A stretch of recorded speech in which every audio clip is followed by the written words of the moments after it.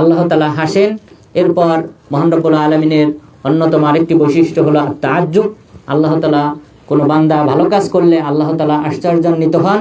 এরপর মহান রব্বুল আলামিনের আরও অন্যান্য ভালো গুণাগুণ হলো আর রিদা, আল্লাহ তাআলা বান্দার উপর সন্তুষ্টি হন। এরপর আল গজব, অনেক বান্দার উপর তিনি রাগান্বিত হন। তো এই কয়েকটি সিফাত নিয়ে আজকে আলোচনা করব। তো প্রথম যে সিফাত মহান রব্বুল আলামিনের আল কাফ তথা হাতের তালু রয়েছে, এই সম্পর্কে 3টি সহিহ হাদিস বর্ণিত হয়েছে।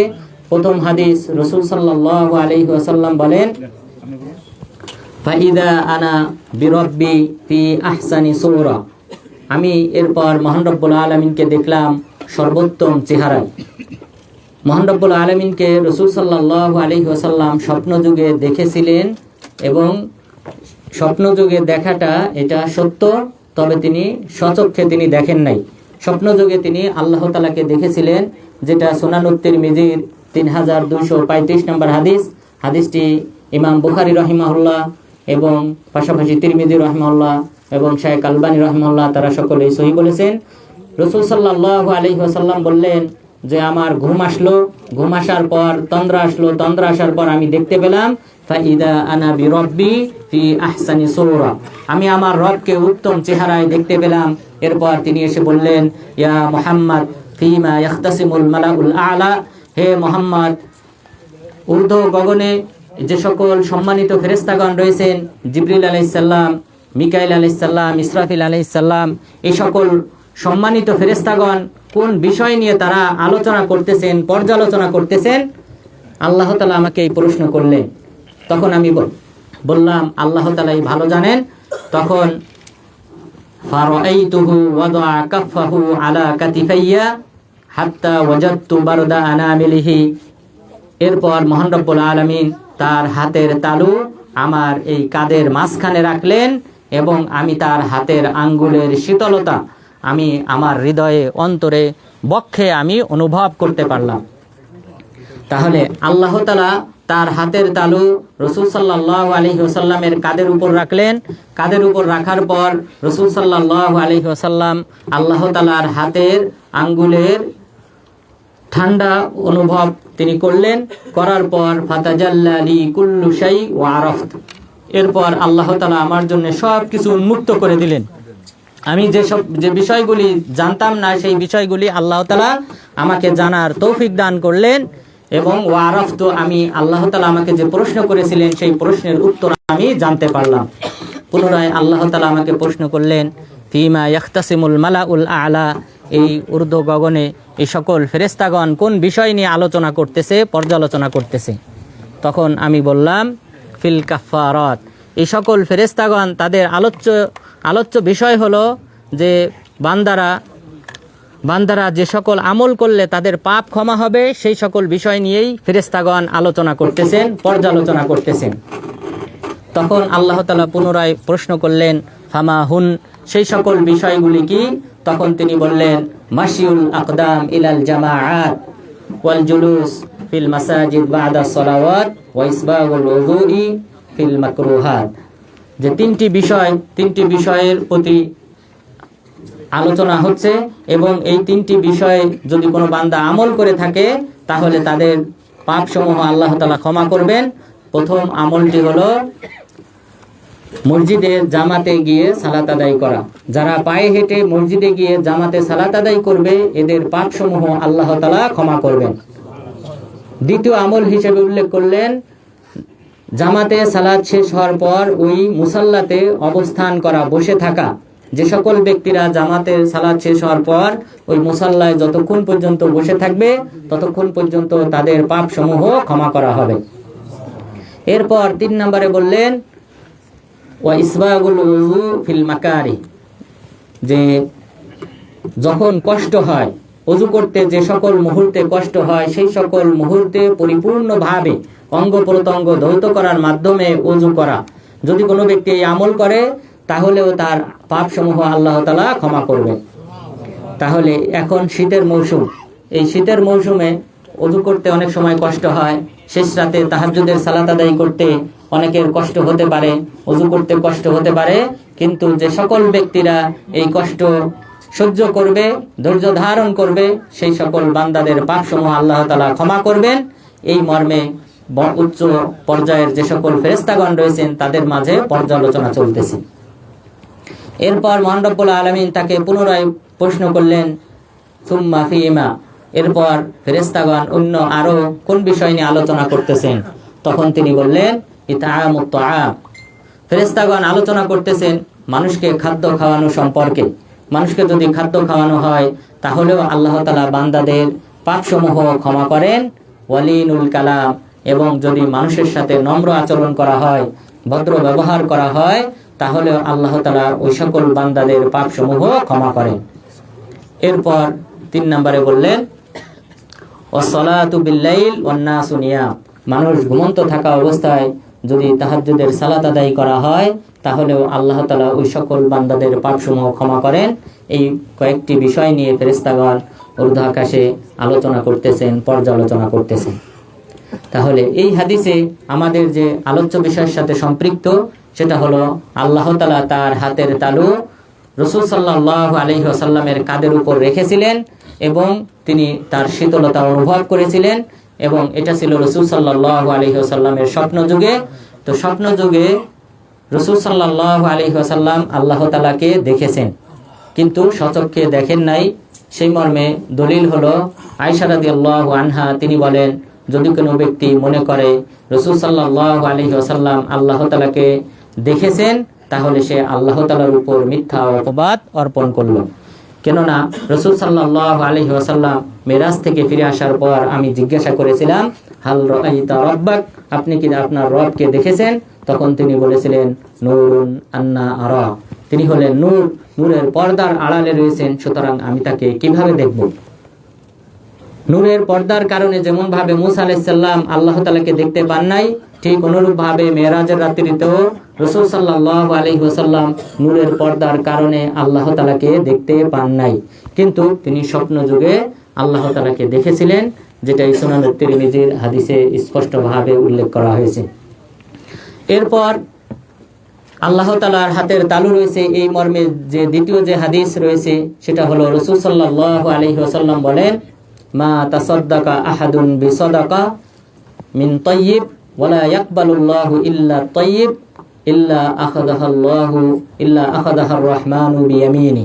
যদি কোনো বান্দা নিজের হালাল ইনকাম থেকে কোনো কিছু দান করে আল্লাহ তাআলার রাস্তায়, আর হালাল ইনকাম ব্যতীত আল্লাহ তাআলা কোনো বান্দার দান কবুল করেন না, তাহলে সেই দানটাকে আল্লাহ তাআলা তার ডান হাতে গ্রহণ করেন। ওয়া ইন কানা তামারা, এবং সেটা যদি সাধারণ একটি খেজুরও হয়, সামান্য কিছু যদি কোনো ব্যক্তি দান করে থাকে তাহলে সেটা আল্লাহ তাআলা তার ডান হাত দ্বারা কবুল করেন। সুম্মা ইয়ারবু বিকাফিহি হাত্তা তাকুনা আযমা মিনাল জাবাল, এরপর মহান রব্বুল আলামিন তিনি তার হাতের তালুতে এটাকে বৃদ্ধি করতে থাকেন এবং এক সময় এটা পাহাড়ের চেয়েও বড় হয়ে যায়। তাহলে আমাদের ছোট ছোট দান, 1 টাকা, 2 টাকা, 3 টাকা, এরপর একটি মাত্র খেজুর, একটি মাত্র ফল, এগুলি দান করলে সেটা আল্লাহ তাআলা বৃদ্ধি করতে থাকেন, এমনকি এই পাহাড়ের চেয়েও বড় হয়ে যায়। কামা ইয়ারুব্বু আহাদুকুম ফালুওয়াহু আও ফাসিলাহু, যেমন ভাবে তোমাদের মধ্যে কেউ তার উটের বাচ্চা অথবা ঘোড়ার বাচ্চাকে যেভাবে লালন পালন করে পরিচর্যা করে বড় করে, অনুরূপ ভাবে মহান রব্বুল আলামিন তার হাতের তালুতে এই দানটাকে বড় করেন, এমনকি পাহাড় সমান হয়। তাহলে এই হাদিসে স্পষ্টভাবে আল্লাহ তাআলার কাফ তথা হাতের তালুর কথা উল্লেখ করা হয়েছে। এরপর আল্লাহ তাআলার হাতের তালুর কথা তৃতীয় আরেকটি হাদিসে উল্লেখ করা হয়েছে, এবং সেই হাদিসটি একটি বিস্ময়কর হাদিস। হাদিসটি হলো রাসূল সাল্লাল্লাহু আলাইহি ওয়াসাল্লাম বলেন, ইন্না রাব্বি ওয়াদানি আন ইউদখিলা মিন উম্মতি আল জান্নাতা ৭০ আলফা বিগাইরি হিসাব। আল্লাহ তাআলা আমাকে প্রতিশ্রুতি দিয়েছেন যে আমার উম্মত থেকে ৭০,০০০ ব্যক্তিকে বিনা হিসেবে জান্নাতে প্রবেশ করাবেন। সুম্মা ইউতবিউ মিন কুল্লি আলফিন ৭০ আলফা, এরপরে আল্লাহ তাআলা এই ৭০,০০০-এর প্রত্যেক হাজারের সাথে আবার ৭০,০০০ করে যুক্ত করবেন। তাহলে এটা হলো আল্লাহ তাআলার একটা বিরাট একটা রহমত, যে আল্লাহ তাআলা ৭০,০০০কে বিনা হিসেবে জান্নাত প্রদান করবেন। তাদের আমলনামা মিজানের পাল্লায় ওজন করা হবে না, বরং তারা সরাসরি বিনা হিসেবে জান্নাতি হবে। পাশাপাশি এই 70,000-এর প্রত্যেক হাজারের সাথে আবার 70,000 করে ব্যক্তিকে যুক্ত করা হবে, তারাও বিনা হিসাবে জান্নাতি হবে। সুম্মা ইয়াহসু বিকাফিহি সালাসা হাসায়াত, এরপর মহান রব্বুল আলামিন তিনি তার হাতের মুষ্টি দ্বারা 3 মুষ্টি সমপরিমাণ ব্যক্তিকে জাহান্নাম থেকে মুক্ত করে জান্নাতে দান করবেন। এটা হবে আল্লাহ তাআলার সবচেয়ে বড় ক্ষমা। মহান রব্বুল আলামিন তিনি তার হাতের মুষ্টি দ্বারা তথা তালু দ্বারা, অঞ্জলি দ্বারা 3 বার তিনি জাহান্নামীদেরকে জাহান্নাম থেকে মুক্ত করে জান্নাতে নিক্ষেপ করবেন। এই হাদিস শোনার পর উমর ইবনুল খাত্তাব রাদিয়াল্লাহু আনহু তিনি আল্লাহু আকবার বললেন। তখন রাসূল সাল্লাল্লাহু আলাইহি ওয়াসাল্লাম বললেন, আমি আশা করি আমার উম্মতের মধ্য থেকে এই 3 বারের শেষবার যে আল্লাহ তাআলা যে মুষ্টির মাধ্যমে জাহান্নাম থেকে মুক্ত করবেন, এই শেষবারের পর আশা করি আমার উম্মতের আর কোনো ব্যক্তি বাকি থাকবে না। তো সুতরাং এটা হলো আল্লাহ তাআলার সবচেয়ে বড় ক্ষমা। মহান রব্বুল আলামিন অপর হাদিসে কুদসিতে বলেছেন যে শাফাআতুল আম্বিয়া, শাফাআতুল মালাইকা ওয়া শাফাআতুল মুমিনুন, যে নবীগণ সুপারিশ করেছেন, ফেরেশতাগণ সুপারিশ করেছেন মুমিনগণ, এখন রয়েছি আমি শুধুমাত্র বাকি।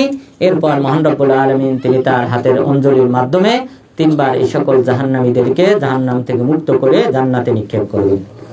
সুতরাং এটা হলো আল্লাহ তাআলার অন্যতম একটা বিশেষ হাদিস, আল্লাহ তাআলার রহমতের একটা বিশেষ হাদিস, এবং এই হাদিসেই আল্লাহ তাআলার হাতের তালুর কথা উল্লেখ করা হয়েছে।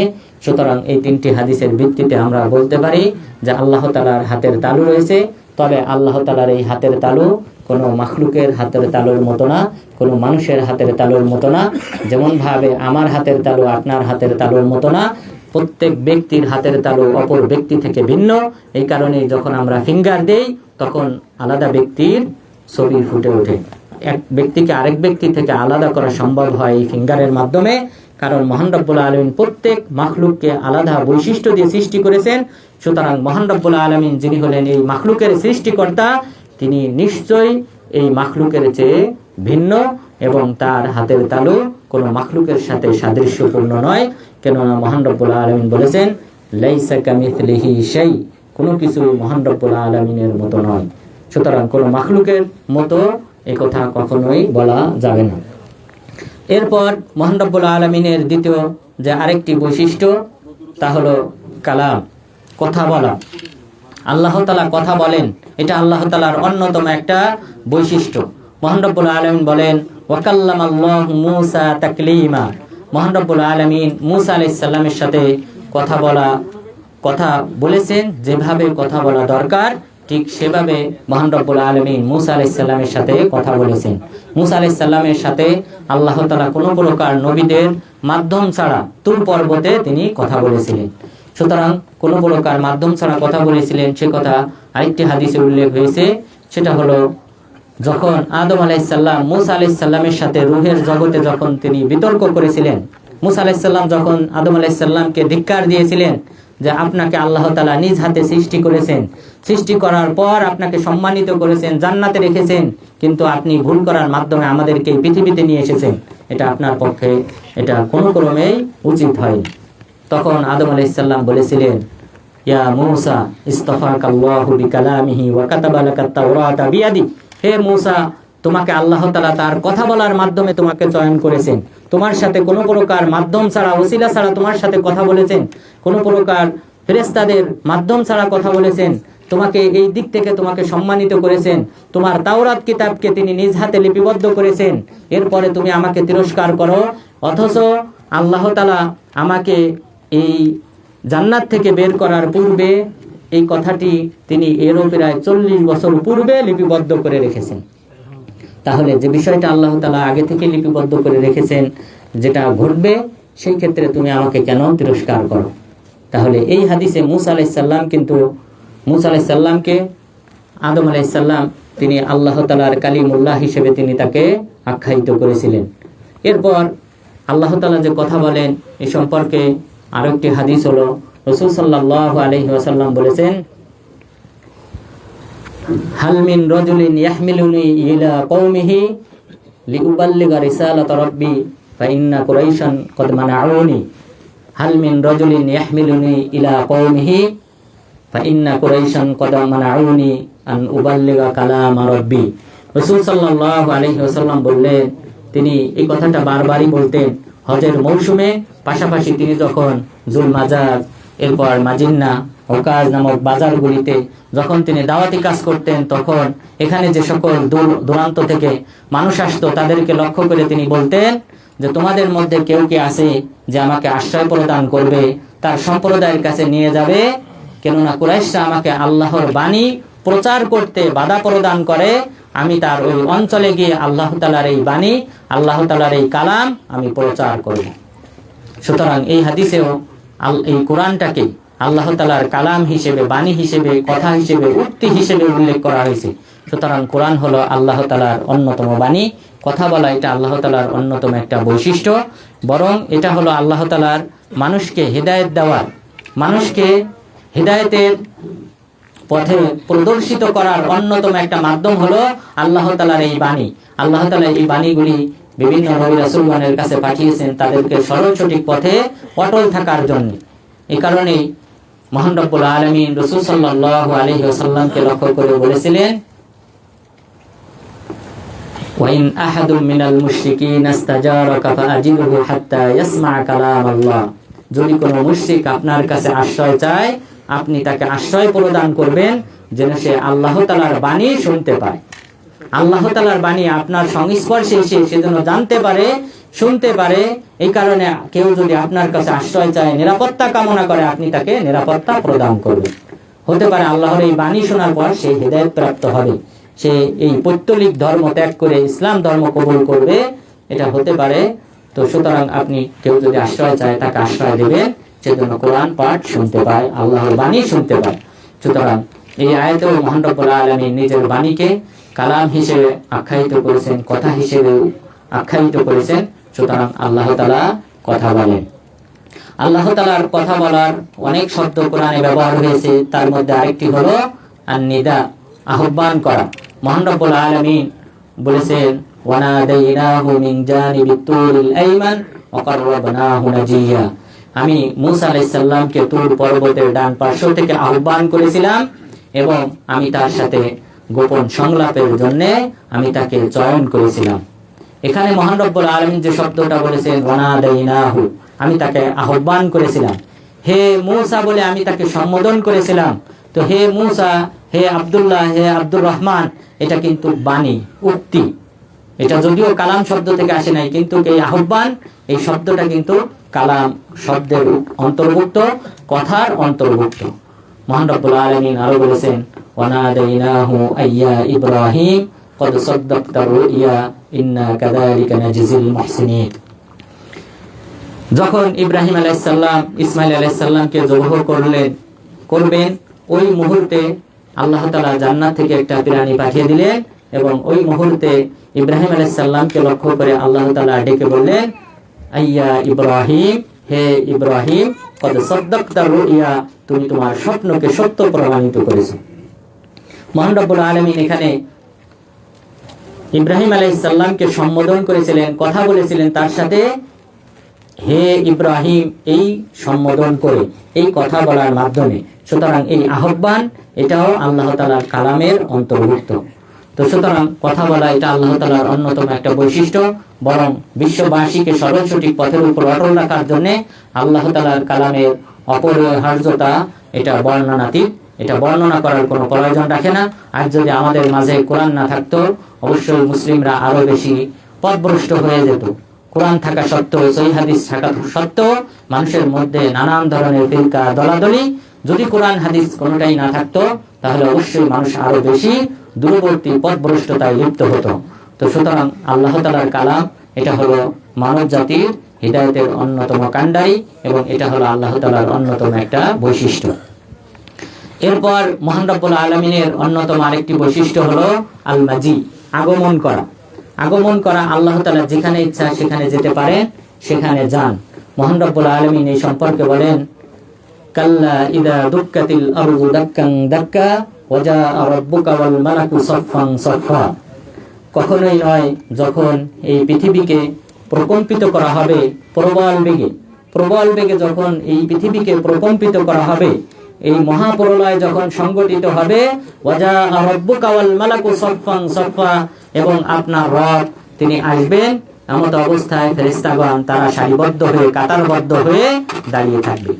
মহান রব্বুল আলামিনকে সম্মাননা জানানোর জন্য কাতারবদ্ধ হয়ে দাঁড়ানো অবস্থায় থাকবেন। মহান রব্বুল আলামিন হাসরের ময়দানে বিচার আচার করার জন্য আসবেন। সুতরাং আগমন করা এটা আল্লাহ তাআলার অন্যতম একটা বৈশিষ্ট্য। আর মহান রব্বুল আলামিনের একটি অন্যতম নাম হলো আল ফাআল। ফাআল মানে হলো ফাআলুল লিমা ইউরিদ, তিনি যা ইচ্ছা তাই করেন। সুতরাং আল্লাহ তাআলা যদি চান কোথাও যাওয়ার, আল্লাহ তাআলা যান। এই যাওয়া এটা আল্লাহ তাআলার অন্যতম একটা বৈশিষ্ট্য। এরপর মহান রব্বুল আলামিনের অন্যতম আরেকটি বৈশিষ্ট্য হলো আন-নুজুল, অবতরণ করা। আল্লাহ তাআলা যেহেতু সাত আসমানের উপর আরশে আজিমে রয়েছেন, আর রহমানু আলাল আরশি ইস্তাওয়া, আল্লাহ তাআলা আরশে আজিমে রয়েছেন। সুতরাং সেখান থেকে যদি তিনি কখনো মনে করেন কোন জায়গায় যাওয়ার প্রয়োজন, অবতরণ করার, নিচে নেমে আসার, আল্লাহ তাআলা সেটাই করেন। রাসূল সাল্লাল্লাহু আলাইহি ওয়াসাল্লাম বলেন, ইয়ানজিলু রাব্বুনা তাবারাকা ওয়া তাআলা কুল্লা লাইলাতিন ইলাস সামাঈদ দুনিয়া হিনা ইয়াবকা থুলুতুল লাইলিল আখির।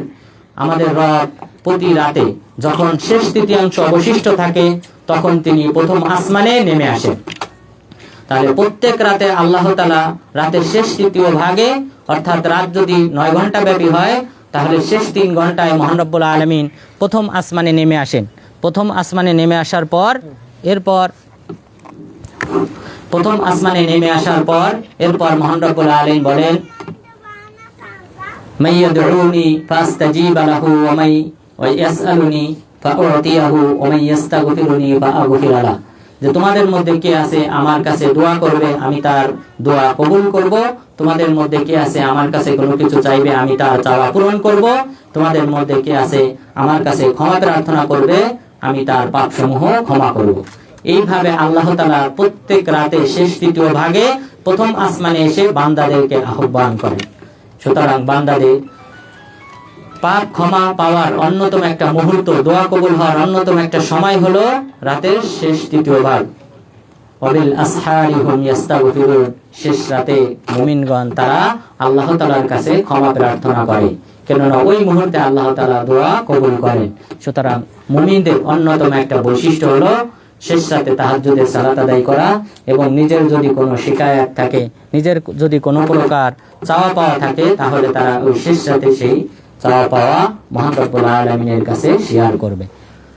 তো সুতরাং আল্লাহ তাআলা আমাদেরকে যেন এই শেষ মুহূর্তে রাতের শেষ ভাগে যে ইবাদত রয়েছে তাহাজ্জুদের সালাত আদায় করা, আল্লাহ তাআলা যেন আমাদেরকে এই ইবাদতটা করার তৌফিক দান করেন, আমিন। এরপর মহান রব্বুল আলামিন যে নেমে আসেন, অবতরণ করেন, আল্লাহ তাআলার এই সিফাতটা আরো কয়েকটি হাদিসে বর্ণিত হয়েছে। রাসূল সাল্লাল্লাহু আলাইহি ওয়াসাল্লাম বলেছেন, ইয়ানজিলু রাব্বুনা তাবারাকা ওয়া তাআলা লাইলাতান নিসফি মিন শাবান ফায়াগফিরু লি আহলিল আরদ ইল্লা লিমুশরিক আও মুশাহিন। আমাদের রব শাবান মাসের 15 তারিখে এই প্রথম আসমানে নেমে আসেন। নেমে আসার পর পৃথিবীবাসীকে ক্ষমা করেন, শুধুমাত্র 2 শ্রেণীর ব্যক্তি ব্যতীত। এক শ্রেণীর ব্যক্তি হলো যারা আল্লাহ তাআলার সাথে শিরিক করে, আরেক শ্রেণীর ব্যক্তি হলো যে অপর মুসলিম ভাইয়ের সাথে যদি তার কোনো দ্বন্দ্ব থাকে, তাহলে এই দ্বন্দ্বকৃত এই 2 ব্যক্তিকে বাদ দিয়ে এবং মুশরিক ব্যক্তিকে বাদ দিয়ে বাকি সবাইকে আল্লাহ তাআলা ক্ষমা করে দেন। সুতরাং আল্লাহ তাআলার এই যে অবতরণ, এটা কিন্তু পৃথিবীবাসীর কল্যাণার্থে। তো যেমন ভাবে প্রত্যেক রাতে আল্লাহ তাআলা নেমে আসেন, বান্দাদের ক্ষমা করেন, দোয়া কবুল করেন, তাদের চাওয়া পাওয়া পূরণ করেন, ঠিক অনুরূপ ভাবে শাবান মাসের 15 তারিখে তিনি নেমে আসেন, বান্দাদের পাপসমূহ ক্ষমা করেন, এবং পাশাপাশি যদি কোনো ব্যক্তি মুশরিক হয় অথবা যদি কোনো ব্যক্তি অপর মুসলিম ভাইয়ের সাথে যদি তার কোনো দ্বন্দ্ব থাকে, কথা না বলে, তাহলে তাকে বাদ দিয়ে বাকিদের ক্ষমা করে দেন। এরপর মহান রব্বুল আলামিন আরো নেমে আসেন আরাফার রাত্রিতে। রাসূল সাল্লাল্লাহু আলাইহি ওয়াসাল্লাম বলেছেন, ইয়ানজিলু রাব্বুনা তাবারাকা ওয়া তাআলা ইলাস সামাঈদ দুনিয়া ফায়ুবাহি বিআহলি আরাফা ইয়াকুল উনজুরু ইলা ইবাদি আতাউ শাআসান গুবারা। আল্লাহ তাআলা আরাফার দিন মহান রব্বুল আলামিন পৃথিবীতে নেমে আসেন। এরপর এই বান্দাদেরকে নিয়ে, আরাফাবাসীকে নিয়ে ফেরেশতাদের মাঝে গর্ববোধ করে মহান রব্বুল আলামিন বলেন, দেখো দেখো আমার এই সকল বান্দারা তারা ধুলায় মলিন অবস্থায় আমার কাছে এসেছে। সুতরাং মহান রব্বুল আলামিন এই আরাফার দিনেও তিনি নেমে আসেন এবং পাশাপাশি প্রত্যেক রাতে তিনি নেমে আসেন এবং পাশাপাশি শাবান মাসের 15 তারিখে তিনি নেমে আসেন। সুতরাং এটা হলো আল্লাহ তাআলার অবতরণ করার অন্যতম একটা বৈশিষ্ট্য তথা আল্লাহ তাআলার একটা ফি'লি কাজগত একটা আল্লাহ তাআলার একটা সিফাত যে মহান রব্বুল আলামিন অবতরণ করেন, নেমে আসেন। এরপর মহান রব্বুল আলামিনের অন্যতম আরেকটি বৈশিষ্ট্য হলো আয-যাহাক। যাহাক অর্থাৎ হাসা। মহান রব্বুল আলামিন হাসেন। এই হাসা মহান রব্বুল আলামিনের অন্যতম একটা বৈশিষ্ট্য। এই সম্পর্কেও 3টি সহিহ হাদিস বর্ণিত হয়েছে। প্রথম হাদিস হলো রাসূল সাল্লাল্লাহু আলাইহি ওয়াসাল্লাম বলেছেন, ইয়াযহাকুল্লাহু লিরাজুলাইন ইয়াকতুলু আহাদুহুমাল আখার কিলাহুমা ফিল জান্নাহ। যে আল্লাহ তাআলা ওই দুই ব্যক্তিকে দেখে হাসেন যেই দুই ব্যক্তির মধ্য থেকে একজন আরেকজনকে হত্যা করেছে অথচ তারা উভয়ে জান্নাতি। সাহাবাগণ জিজ্ঞাসা করলেন, হে আল্লাহর রাসূল, এটা কিভাবে?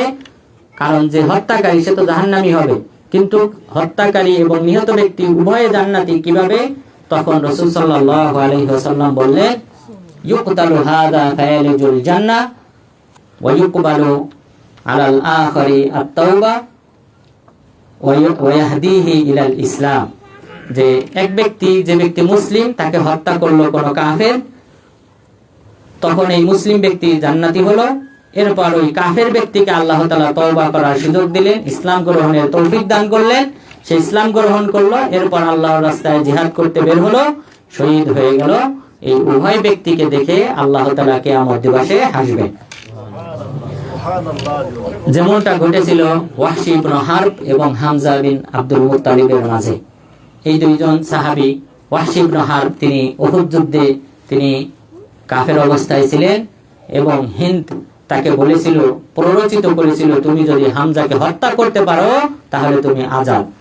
তখন সে এই যে বর্তমান যে জাবালে রুমাত রয়েছে, এই জাবালে রুমাতের পাদদেশে পাথরের নিচে সে লুকিয়েছিল।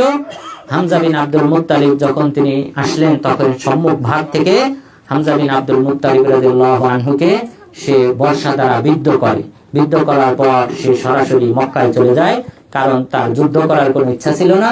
তার শুধুমাত্র একটাই টার্গেট ছিল হামজা রাদিয়াল্লাহু আনহুকে হত্যা করা। সে হত্যা করে সওয়ারের উপর চড়ে মক্কায় চলে যায়। তো এই ব্যক্তি পরবর্তীতে ইসলাম গ্রহণ করেন এবং পরবর্তীতে তিনি যুদ্ধে, মুসলিমদের কোন এক যুদ্ধে তিনি শাহাদত বরণ করেন। তো সুতরাং এই দুই ব্যক্তিকে দেখে আল্লাহ তাআলা হাসবেন। এরপর মহান রব্বুল আলামিন তিনি যে হাসেন এই সম্পর্কে আরেকটি হাদিস হলো লাকিদ বিন সবিরা, আবু রাজিন লাকিদ বিন সবিরা রাদিয়াল্লাহু আনহু তিনি বলেন, রাসূল সাল্লাল্লাহু আলাইহি ওয়াসাল্লামকে লক্ষ্য করে, আয়াযহাকু রাব্বুনা, হে আল্লাহর রাসূল, আমাদের রব তিনি কি হাসেন? তখন তিনি বললেন, হ্যাঁ হাসেন।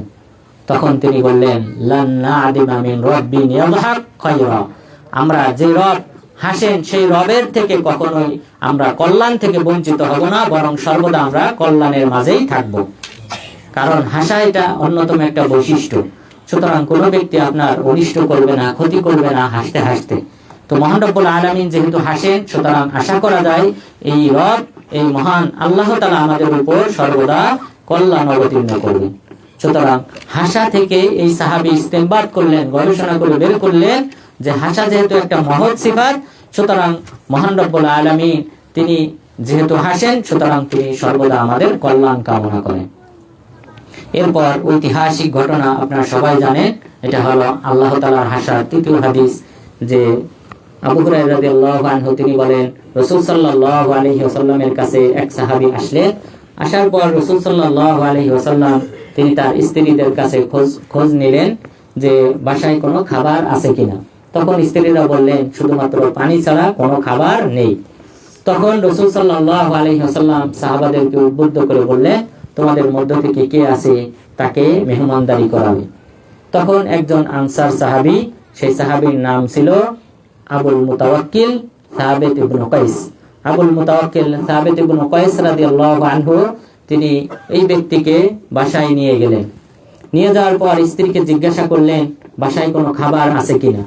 তখন তিনি বললেন, খাবার আছে, শুধুমাত্র বাচ্চাদের যে খাবারটা রয়েছে তাদের রাতে খাওয়ার শুধুমাত্র ওই খাবারটাই রয়েছে। তখন তিনি বললেন, স্বামী বললেন যে বাচ্চাদেরকে ঘুম পাড়িয়ে দাও। তিনি বাচ্চাদেরকে ঘুম পাড়িয়ে দিলেন। এরপরে বললেন, তুমি বাতি নিভিয়ে দিবে। মেহমানের সামনে খাবার দেওয়ার পর তুমি বাতি ঠিক করার নাম করে তুমি এই বাতিটা নিভিয়ে দিবে, চেরাগ নিভিয়ে দিবে। স্ত্রী তাই করলেন, চেরাগ নিভিয়ে দিলেন এবং পাশে থেকে তারা যেন অভিনয় করলেন যে তারাও এই মেহমানের সাথে খাবার খাইতেছেন। এইভাবে তারা আওয়াজ করলেন, মেহমান পুরা খাবার খেলেন। সকালে যখন এই সাহাবী রাসূল সাল্লাল্লাহু আলাইহি ওয়াসাল্লামের কাছে আসলেন, তখন রাসূল সাল্লাল্লাহু আলাইহি ওয়াসাল্লাম বললেন, লাকাদ যাহিকাল্লাহু মিন সানিইকুমা মিন মা যাইফিকুমা, যে আল্লাহ তাআলা তিনি হেসেছেন তোমরা যে তোমাদের মেহমানের সাথে গত রাতে যে আচরণ করেছো সেই আচরণ দেখে মহান রব্বুল আলামিন হেসেছেন। সুতরাং আল্লাহ তাআলা হাসেন বান্দার কোনো ভালো আমল দেখলে, বান্দার কোনো আমল আল্লাহ তাআলার নিকট পছন্দ হলে আল্লাহ তাআলা হাসেন। সুতরাং এই তিনটি হাদিসের ভিত্তিতে আমরা বলতে পারি আল্লাহ তাআলার হাসা হলো অন্যতম একটা বৈশিষ্ট্য, এবং সেই বৈশিষ্ট্যের মাধ্যমে আমরা আশা করি সর্বদা আমরা কল্যাণের উপর থাকব। তো আল্লাহ তাআলা যেন আমাদের সবাইকে সর্বদা তার কল্যাণের ছায়াতলে থাকার তৌফিক দান করেন, আমিন। এরপর মহান রব্বুল আলামিনের অন্যতম আরেকটি বৈশিষ্ট্য হলো তাআজ্জুব, আশ্চর্যান্বিত হওয়া। আল্লাহ তাআলা বিভিন্ন সময় আশ্চর্যান্বিত হন। কোন বান্দা ভালো অবাক করা কোন আমল করলে আল্লাহ তাআলা আশ্চর্যান্বিত হন। এ ব্যাপারে রাসূল সাল্লাল্লাহু আলাইহি ওয়াসাল্লাম বলেন, লাল্লাহু আশাদ্দু ফারাহান বিতাওবাতি আবদি, কোন বান্দা যদি তওবা করে তাহলে আল্লাহ তাআলা বেশি খুশি হন, আনন্দিত হন, উল্লসিত হন। এমনকি ওই ব্যক্তির চেয়েও বেশি উল্লসিত হন, আনন্দিত হন যেই ব্যক্তি সফররত অবস্থায় মরুপ্রান্তরে তার সওয়ারিকে হারিয়ে ফেলেছে, যেই সওয়ারির সাথে বাধা রয়েছে তার খাদ্য, পাথেয়, পানি, এইগুলি যেই সওয়ারির সাথে বাধা রয়েছে, সেই সওয়ারি হঠাৎ করে যদি তাকে ছেড়ে চলে যায় এই মরুপ্রান্তরে, তাহলে এই ব্যক্তি মৃত্যুর অপেক্ষা ছাড়া আর তার কোনো গতি থাকে না, এবং সে মৃত্যুর অপেক্ষায় গাছের আড়ালে এসে, গাছের ছায়াতলে এসে ঘুমিয়ে রইল। ঘুম থেকে উঠে দেখলো তার সওয়ারি তার মাথার সামনে রয়েছে।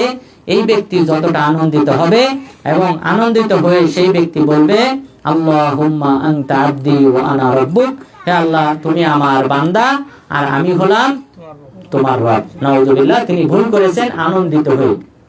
তো এই বান্দার আনন্দিত হয়ে উল্লসিত হয়ে কি বলছে সেটা যেমন ভাবে তার খেয়াল নেই, এতটা বেশি উৎফুল্ল আনন্দিত এই বান্দা, এর চেয়ে বেশি আল্লাহ তাআলা আনন্দিত হন, উৎফুল্ল হন যদি কোনো বান্দা আল্লাহ তাআলার কাছে তওবা করে। সুতরাং কোনো ব্যক্তি অনেক বছর, 10 বছর, 20 বছর পর্যন্ত সালাত আদায় করে না, তো তখন তার একটাই পথ, সেটা হলো তওবা করা। সে যদি তওবা করে যে হে আল্লাহ আমি আজকের পর থেকে আমি আর কখনোই সালাত পরিত্যাগ করব না, এটার উপর আমি অটল থাকব, এবং সে যদি নিজেকে তিরস্কৃত মনে করে, লাঞ্ছিত মনে করে, অপদস্থ মনে করে, কেন আমি এই সালাত পরিত্যাগ করেছিলাম, অনুশোচনা যদি সে করে, এরপর যদি সে তওবা করে আল্লাহ তাআলা তার তওবা কবুল করবেন, তার পিছনের এই গুনাহগুলি আল্লাহ তাআলা ক্ষমা করে দিবেন, এবং বরং এই তওবার কারণে আল্লাহ তাআলা এই মরুপ্রান্তরে মৃত্যুর অপেক্ষমান ব্যক্তির চেয়ে আল্লাহ তাআলা বেশি খুশি হন। সুতরাং এই হাদিস থেকে আমরা জানলাম আল্লাহ তাআলা খুশি হন, এরপর মহান রব্বুল আলামিন আনন্দিত হন, উৎফুল্ল হন। আর রিদা তথা আনন্দিত হওয়া, উল্লসিত হওয়া, এটাও আল্লাহ তাআলার অন্যতম একটা সিফাত, বৈশিষ্ট্য। যেহেতু মহান রব্বুল আলামিন সাহাবাদের সম্পর্কে বলেছেন, রাদিয়াল্লাহু আনহুম ওয়া রাদু আন, যালিকাল ফাওজুল আযীম, আল্লাহ তাআলা তাদের উপর সন্তুষ্ট হয়েছেন এবং তারাও আল্লাহ তাআলার উপর সন্তুষ্ট হয়েছে, এবং এটাই হলো সবচেয়ে বড় সাফল্য। সুতরাং আল্লাহ তাআলা সাহাবাদের উপর সন্তুষ্ট হয়েছেন, তাহলে সন্তুষ্ট হওয়া, রাজি থাকা, এটা আল্লাহ তাআলার অন্যতম একটা বৈশিষ্ট্য।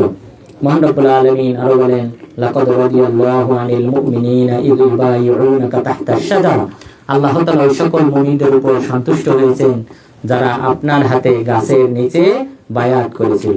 হুদাইবিয়া সন্ধির সময় 6ষ্ঠ হিজরিতে যখন বায়াত করেছিলেন শুধুমাত্র একটা বিষয়কে কেন্দ্র করে, আর সেই বিষয়টাও নিশ্চিত বিষয় ছিল না, শুধুমাত্র একটা মিথ্যা তথ্য ছড়িয়ে পড়ে যে উসমান রাদিয়াল্লাহু আনহুকে হত্যা করা হয়েছে।